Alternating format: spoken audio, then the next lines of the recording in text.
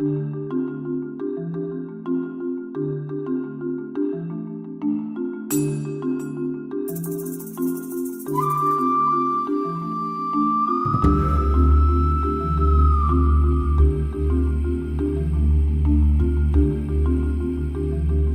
rules cannot be broken, guys, okay? These are laws of color that I want you to write down. Never use a straight ash blonde tint on gray hair, even if you want an ash blonde finish result. Why? The law of color is right down there. It says ash on top of ash gives you what? More ash. Drab hair. So, people, you cannot get any ashier than this. Do we agree? White hair, gray hair is ash. So now, if you put ash blonde on top of it, what are you going to get? Drab hair. Now here's the rub. Every little old lady with white hair wants it to be ash blonde. They'll come into your salon and they'll sit in your chair and say, I want to be ash blonde.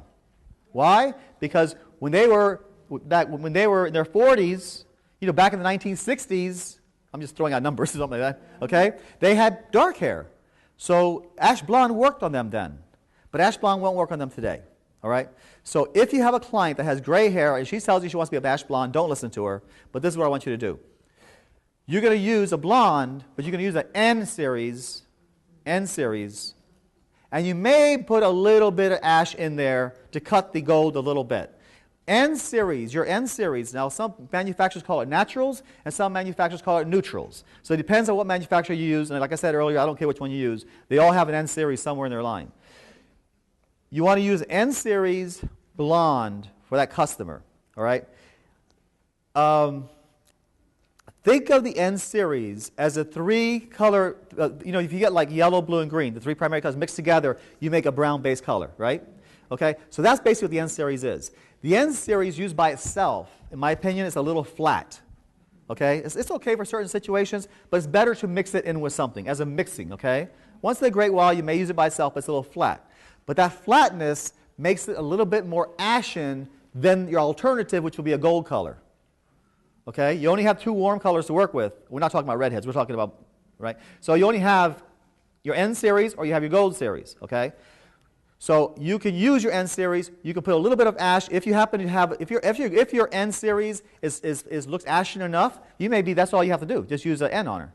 But if you think it may look a little flat, you can put a little bit of a little tiny bit of the ash color in there if you want to, but don't use straight ash without any N in there. It'll look too drab. She says the N series looks too ash, and she's right, because the N series does look ash. Okay, mix it with gold. To answer your question, mix it with gold. So use your N, if you have a series like that and it looks too ash, mix it with gold. Remember, she says she wants ash blonde. She doesn't have a clue what she's asking for. If you showed her pictures of 10 different blondes, she'll tell which one you want, she'll pick out a golden blonde. She's not going to pick out a drab blonde, okay? She doesn't want to look sallow. Most people in our world look better with a little bit of warmth in their hair. Not everybody. I would look weird with like golden blonde hair, wouldn't I? I'm not going to look really weird, right? So it's not for everybody, but most people look better with a little bit of warmth. And if she says, I want ash blonde, you say, okay, no problem. Pick which one you want. And you show her, like, not the little swatches, that's like weird. Show her like pictures of people kind of her age, of all different shades of blonde. She will not pick ash. Because she doesn't know what ash is. Okay? So, what you have to do as a hairdresser, you read between the lines. And also you listen to what she's not telling you. Number 2, ground rule here. To get total gray coverage on resistant gray hair, you would need to use the level 8 or darker. Level 8 blonde or darker. Now, if the hair is a fine texture, you may be able to use level 9. Now, I said this to you earlier, that if you're having gray coverage issues on your light blonde, or your light colors, like a gray hair person wants to be blonde, the problem is that you're not going dark enough. There's not enough dye load in your product. You got to go a little bit darker. All right? Most manufacturers will tell you to use a level 8 at least. Now, I will tell you this. Again, there's an exception to every rule. I have many customers that I use a level 9 on, and I get okay coverage. Okay? And the other side of that is I have a lot of customers that I use level 9 on, and I don't get great coverage, but they don't care because it blends it in enough that makes it acceptable for them. Does that make sense? You don't always have to get 100% gray coverage. A lot of times you get a gray blending. And a lot of times I'll even use a demi-color where I get a gray blending. So I'm not looking for 100% coverage. All right? So those issues too. But if the client is really particular and she looks in the mirror after you finish, she says, well, I see a gray hair right there. Right? Okay? Bring her back down a little bit darker. Use more dye load. Yeah, if they want to be blonder but they want total gray coverage, take her darker with the base color and then put highlights. Exactly right. Now what I would do with that, of course, I'd pop in a few foils first, and then I work in the color in between. The question was, if she wants to be really, really blonde and she's gray, absolutely, you can do a double processor. Okay, which is one of my slides. I'm not sure if I get time to get to it, but I'll mention since you opened that question up. The question was, if somebody's gray or salt and pepper, or even if she's gray as I am, but she wants to be really blonde, you can double process her. And yes, you have to do the complete bleach out. Before anybody asks the question, even if somebody's as white as I am, if you want to make them a double process blonde, you must pre-bleach the hair. Why? Does anybody know? Because you got to create desirable porosity. You can't use a toner unless you pre-bleach the hair.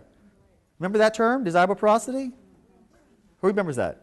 Huh? Bringing back some old beauty school stuff, right? Like way back in your brain somewhere, you heard that.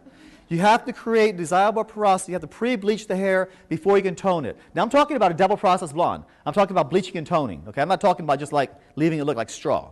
Right? You must pre-bleach the hair. You must pre-bleach it to the point. And also keep in mind that even white hair like mine has yellow characteristics in it, doesn't it? If I was out in the sun, my hair would turn yellow, right? Okay? So don't think just because the hair is white there's no yellow in here. As soon as you start bleaching white hair, you get yellow. The question was, if I was pre-bleaching, would I go mid-shaft, ends, roots, the way they taught us in beauty school? No, I don't do it that way at all. If I'm doing a double process, I put the bleach on from roots to ends. I'm talking about virgin bleach out. What? Oh, no, hear me out now. Hear me out. I put it on from, no, I want to even bleach out. What you got to do, the way I do a virgin bleach out is I put the bleach on from roots to ends, okay? And what I do is I keep an eye on the regrowth area, the root area, because that's going to come up first, all right? When I see what I want on that root area looks right, then I wash it off. Now what's going to happen, we're talking about length of hair, not short hair, obviously, because if it's short hair, it's all going to be bleached out. But if it's any length of hair, you put that bleach on from roots to ends, right? You process. Keep an eye on the regrowth area only, the roots only. When the roots look right, you rinse that bleach off, all right? And then you go back over and you apply another new batch of bleach onto the cold shaft. If it's long hair, you may have the roots may look right and the ends may look right. If that's the case, then just reapply your color to the mid shaft and then you balance it out. That's the way to do it. That's the best way to do it. The other way makes it stupid. I never understood that. Remember that stuff in beauty school? You do the mid shaft first, when the mid shaft is a certain color, then you go back and, well, in the meantime, the bleach is all dripped down, it's all raining down her face. How do you keep it off the regrowth area? And they used to say the same thing about making a redhead. They would say, if you make a redhead, virgin application for redhead, do the mid shaft first and then go back over. Well, that's just crazy. Number 3, never put a straight cool red tint on gray hair. Unless you want screaming pink roots, hot roots, glowing roots. And actually, the truth is, never put any red tint, straight red tint, even a gold one, on white hair, right? Okay? You got to balance it out, folks. You're going to have to put some, if the hair is like white, like mine, or a lot of gray, you got to balance it out. You must go in there and put in some dark color into your mixture to help balance out. You must compensate for the warmth that the hair does not have. Does that make sense? If the hair is brown, if the lady's got like, level 4, level 5 hair, no problem, put your red on. But if the hair is white, do not do that. Okay.